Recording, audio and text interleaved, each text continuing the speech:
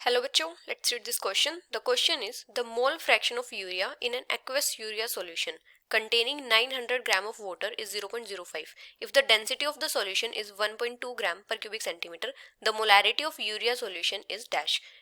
यहाँ पे हमें गिवन डाटा क्या दिया है? Molar masses of urea and water are 60 gram per mole and 18 gram per mole respectively. तो यहाँ पे हमें क्या करना है, जो यूरिया सॉल्यूशन है उसकी मोलैरिटी फाइंड आउट करनी है. तो यहाँ पे हमारा की कॉन्सेप्ट क्या हो जाएगा? अगर हम बात करें मोलैरिटी की, तो मोलैरिटी क्या होती है? मोल्स ऑफ सोल्यूट पर लीटर ऑफ सॉल्यूशन. तो यहाँ पे क्या हो जाएगा? Moles of solute divided by volume of solution in litres. अभी यहाँ पे हमें जो यूरिया है एक्वस यूरिया सॉल्यूशन में, उसका मोल फ्रैक्शन गिवन है.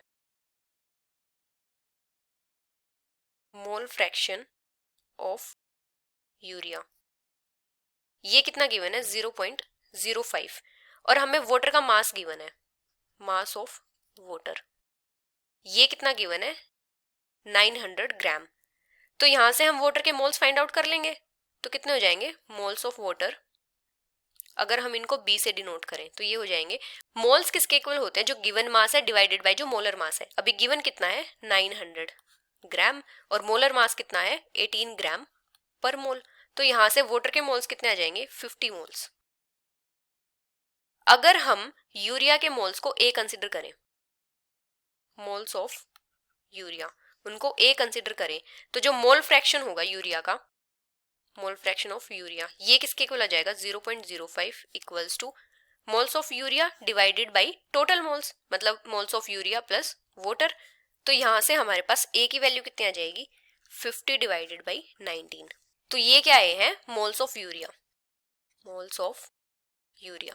अभी अगर हम बात करें यूरिया के मास की, मास ऑफ यूरिया मतलब जो गिवन मास है, मोल्स किसके इक्वल होते हैं? Given mass divided by molar mass. तो गिवन मास यूरिया का कितना आ जाएगा? Molar mass into moles.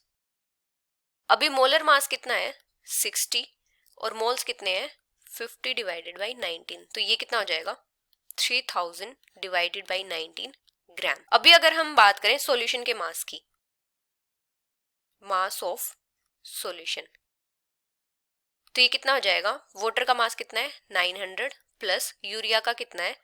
3000 divided by 19. जब हम इसको सोल्व करेंगे तो कितना आ जाएगा? 900 प्लस 157.89 ये हो जाएगा 1057.89 ग्राम. ये हो जाएगा सॉल्यूशन का मास.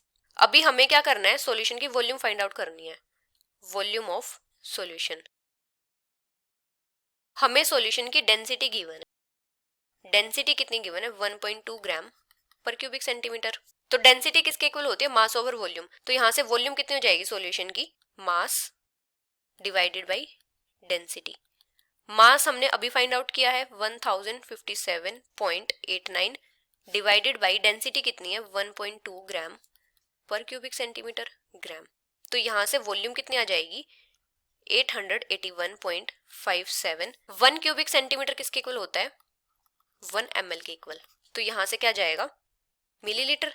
तो ये कितना हो जाएगा? 881.57. इसको हम लीटर में कन्वर्ट करेंगे, 1000 से डिवाइड कर देंगे, ये हो जाएगा लीटर में. तो यहां से जो मोलैरिटी होगी वो कितनी आ जाएगी? मोलैरिटी किसके इक्वल होती है? मोल्स ऑफ सोल्यूट मतलब मोल्स ऑफ यूरिया. ये हमने कितने फाइंड आउट किए हैं? 50 डिवाइडेड बाई 19. अभी वॉल्यूम कितनी है? 881.57,000.